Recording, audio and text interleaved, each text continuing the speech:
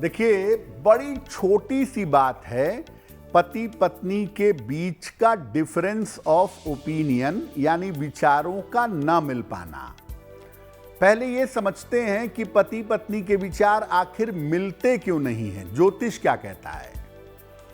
देखिए, जब पति पत्नी की राशियों में मित्रता ना हो तो ऐसी समस्या हो जाती है। इसीलिए जब कुंडली मिलाई जाती है तो 5 नंबर दिए जाते हैं ग्रह मैत्री को। बहुत इंपॉर्टेंट है। इसीलिए राशियों में मित्रता ना हो। अब एक की राशि का स्वामी है सूर्य, दूसरे की राशि का स्वामी है शनि, तो विचार बिल्कुल भी इनके आपस में नहीं मिलेंगे। ग्रह मैत्री नहीं है तो पति के विचार और पत्नी के विचार मेल नहीं खाएंगे। अब एक बात तो यह है कि भाई ग्रहों में मित्रता नहीं है, शनि बृहस्पति जैसे हैं, मित्रता तो नहीं है। लेकिन कभी कभी ऐसा होता है कि शत्रुता होती है। एक का स्वामी सूर्य है, एक का स्वामी शनि है, तो दोनों में शत्रुता है। और अगर दोनों की राशियों में शत्रुता है तो रोज वाद विवाद होता रहता है। एक दूसरे के तरफ शत्रु की तरह ट्रीट करते हैं, बेवजह के झगड़े। कपड़ा पहनने से लेकर खाना बनाने तक एक दूसरे को टोका टाकी करना, एक दूसरे के साथ तालमेल न मिलना, इसकी प्रमुख वजह जो देखी गई है वो है ग्रह मैत्री ना होना। क्या करना चाहिए अगर जीवन में ऐसी स्थिति बनती है रेगुलर?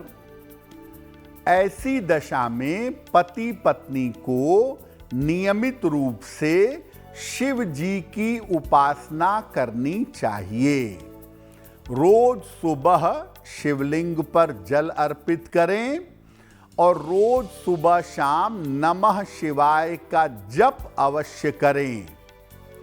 एक काम और है कि पति पत्नी मिलकर हर सोमवार को सफेद वस्तुओं का, चावल, चीनी, दूध, इसका दान करें।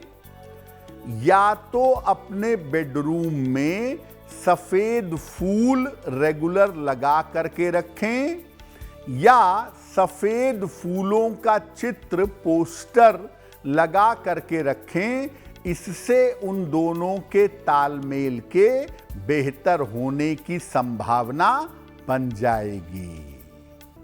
देखिए, बहुत सारे कारण हो सकते हैं। नौकरी का कारण है, पत्नी कहीं पोस्टेड है, पति कहीं नौकरी कर रहे हैं, इस वजह से दूर हो गए। या तनातनी बहुत जल्दी शुरू हो गई और दूर दूर हो गए। बहुत सारे कारण हो सकते हैं। आर्थिक स्थिति ऐसी हो सकती है कि पत्नी अपने मायके में ही रहती हो और पति कहीं दूर रह कर के नौकरी करते हों। तो बहुत बार ऐसा होता है कि विवाह के बाद पति पत्नी को दूर दूर रहना पड़ता है। पहले जानते हैं कारण क्या है।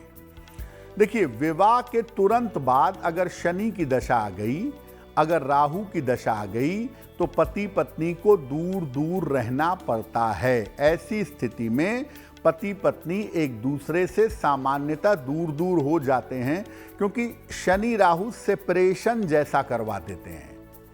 यहाँ पर दूर रहना पड़ता है करियर की वजह से, नौकरी की वजह से। पति विदेश चले गए, पत्नी की गवर्नमेंट जॉब थी इंडिया में, अपने देश में, वो नहीं जा पाई, गवर्नमेंट जॉब नहीं छोड़ पाई, ये भी एक कारण बनता है। और ऐसा होता है कि बहुत बार कोशिश भी बहुत होती है कि पति पत्नी साथ में रह लें, एक साथ रहें, लेकिन पति पत्नी एक साथ नहीं रह पाते। हर बार झगड़ा ही नहीं है, हर बार विवाद ही नहीं है, स्थिति परिस्थिति भी ऐसी बन सकती है। तो अगर पति पत्नी को एक दूसरे से दूर दूर रहना पड़ रहा है स्थिति परिस्थिति की वजह से, तो क्या उपाय करना चाहिए? देखिए, पति जहाँ हैं, पत्नी जहाँ हैं, नियमित रूप से मधुराष्टक का पाठ करें। पति अपने स्थान पर, पत्नी अपने स्थान पर। हर शनिवार की शाम को पीपल के नीचे सरसों के तेल का दीपक जलाएं और प्रार्थना करें। पतिदेव जहाँ रहते हैं वहाँ करेंगे, पत्नी जहाँ रहती है वहाँ करेंगी। और अपने शयन कक्ष में, बेडरूम में, पति पत्नी अपने अपने बेडरूम में उत्तर की दीवार पर, नॉर्थ की वॉल पर पति पत्नी का संयुक्त चित्र लगाएंगे। ज्वाइंट फोटो पति पत्नी की नॉर्थ वॉल पर संयुक्त तरीके से लगाई जाए तो इससे एनर्जी लेवल बुध का मिलेगा, क्योंकि नॉर्थ डायरेक्शन है बुध की, और पति पत्नी के साथ में रहने की संभावनाएं बढ़ जाएंगी। देखिए, बहुत बार ऐसा होता है कि शादी तक तो सब ठीक था और शादी के बाद से पत्नी का स्वास्थ्य लगातार खराब होने लगा या पति का होने लगा, तो लोग कहते हैं कि शादी के बाद से लगातार बीमार रहते हैं, सेहत में दिक्कतें रहती हैं। होता कब है ऐसा? देखिए, पति पत्नी में अगर कोई एक मांगलिक हो, दूसरा मांगलिक ना हो, तो जो मांगलिक है उसके ग्रह दूसरे पर असर डालेंगे और दूसरे को बीमार करेंगे सामान्य स्थितियों में। दोनों की राशियों के तत्व अलग अलग हों, एलिमेंटल डिफरेंस बहुत ज़्यादा हो, लग्न भी राशि भी एक की अग्नि है एक की जल है, तो उसमें भी झंझट पैदा होने की संभावना बन जाती है। पत्नी का बृहस्पति अगर खराब है, कमजोर नहीं, अगर पत्नी का बृहस्पति खराब है तो वो पत्नी को भी बीमार करेगा विवाह के बाद और पति को भी बीमार करेगा। दोनों को स्वास्थ्य की समस्याएं झेलनी पड़ेंगी। तो अगर शादी होने के बाद पति पत्नी लगातार बीमार रहने लगे, स्वास्थ्य उनका गिरने लगे, तो क्या उपाय करना चाहिए? घर में हर मंगलवार को पति और पत्नी साथ में बैठकर एक साथ करें तो बहुत अच्छा। अगर एक के पास मान लिया समय नहीं है तो एक ही, चाहे पति चाहे पत्नी, मंगल और शनिवार को सुंदरकांड का पाठ करें। पूजा के स्थान पर शिव पार्वती की स्थापना करें, उनका चित्र लगाएं, मूर्ति लगाएं, नमस्कार करें। और जो पत्नी हैं, अगर उनका बृहस्पति बहुत ही खराब है, जो दोनों के सेहत पर बुरा असर डाल रहा है, तो पत्नी नियमित रूप से शाम के समय तुलसी के पौधे के नीचे घी का दीपक जलाएंगी।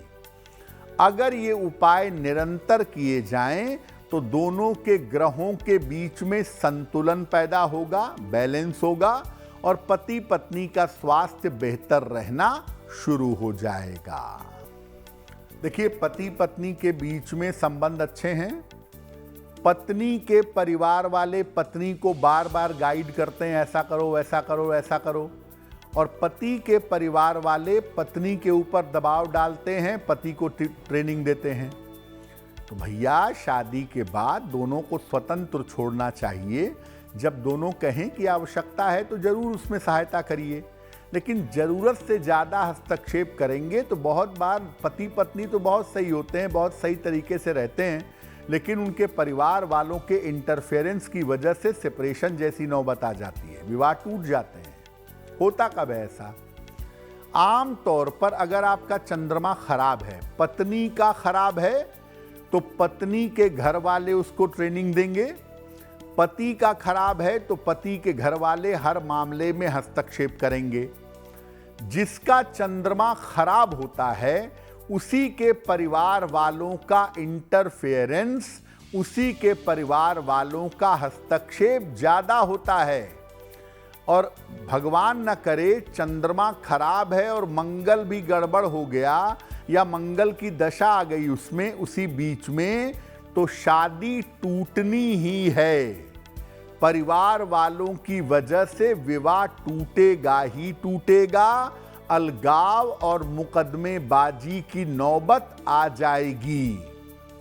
केवल चंद्र खराब हो तो पति पत्नी के बीच में हस्तक्षेप तो होता रहता है, लेकिन जिंदगी काट लेते हैं। अगर चंद्र भी खराब है और मंगल का इन्वॉल्वमेंट हुआ, तब तो ये जानिए कि परिवार वालों के चक्कर में पति पत्नी का सेपरेशन जरूर होगा। क्या करना चाहिए?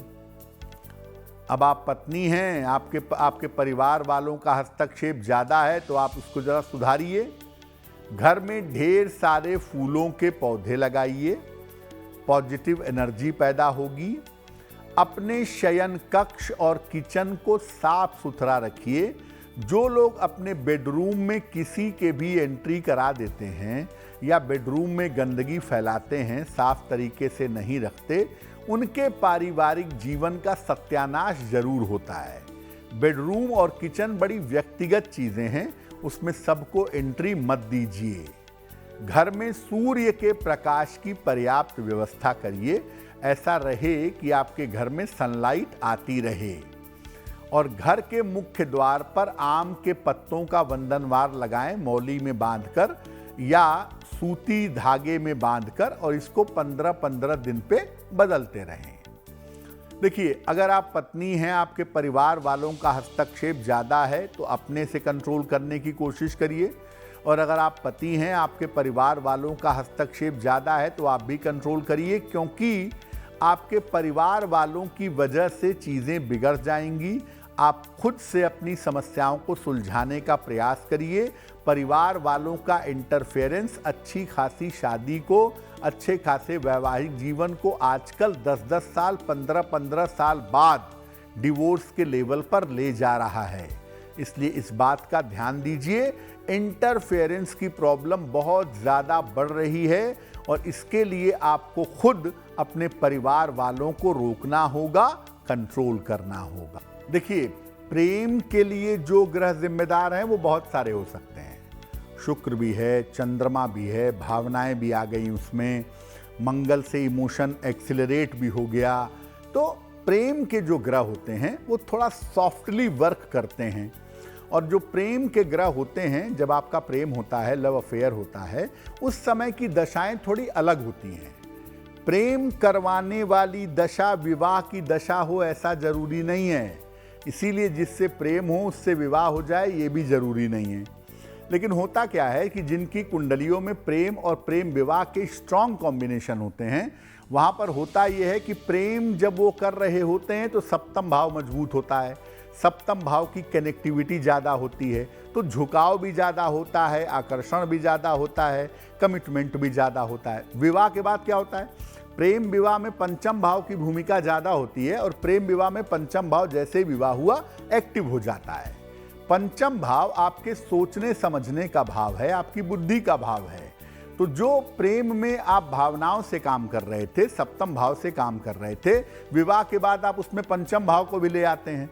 तो आप विवाह के बाद चीज़ों के पीछे लॉजिक खोजते हैं, विवाह के बाद चीज़ों को अपने हिसाब से रूल करना चाहते हैं, विवाह के बाद आप एडजस्टमेंट नहीं करना चाहते, क्योंकि जो आपका बेसिक बिहेवियर है पंचम भाव से कंट्रोल होता है और वो विवाह के बाद एक्टिव हो जाता है। विवाह के पहले सिर्फ और सिर्फ सप्तम भाव की भूमिका होती है, पार्टनरशिप की, कंपेनियनशिप की, लव और अफेयर की, और सप्तम भाव से एडजस्टमेंट भी देखा जाता है तो एडजस्टमेंट भी हो जाता है। होता सिर्फ यही है कि प्रेम विवाह के मामलों में विवाह के बाद आपके सोचने समझने की जो क्षमता है, पंचम भाव का जो इन्वॉल्वमेंट है वो ज़्यादा होता है। इसी वजह से आपको विवाह के बाद सेटिस्फैक्शन नहीं मिलता, और कई बार ऐसा होता है कि दशाएं बदल जाती हैं। शादी के तुरंत बाद खराब दशा आ गई ना, तो शादी के समय तक तो सब अच्छा होता है, उसके बाद बिगड़ जाता है। इसीलिए ज्योतिष में ऐसा माना जाता है कि शादी के तुरंत बाद केतु की दशा ना आए, शादी के तुरंत बाद मंगल की दशा ना आए। बहुत ध्यान रखो, क्योंकि अगर शादी के बाद कोई बुरी दशा शुरू हो रही है तो पति पत्नी दोनों को विवाह के बाद झेलना भी पड़ेगा, और अगर केतु है, मंगल है, इसका प्रभाव विवाह के बाद आ गया तो सेपरेशन की नौबत आ जाएगी। अगर आप मुझसे जुड़ करके अपनी समस्याओं का समाधान चाहते हैं और चाहते हैं कि आपकी समस्याओं को ज्योतिष के माध्यम से सुलझाया जाए, तो आप हमसे संपर्क कर सकते हैं, जुड़ सकते हैं एस्ट्रो तक पर।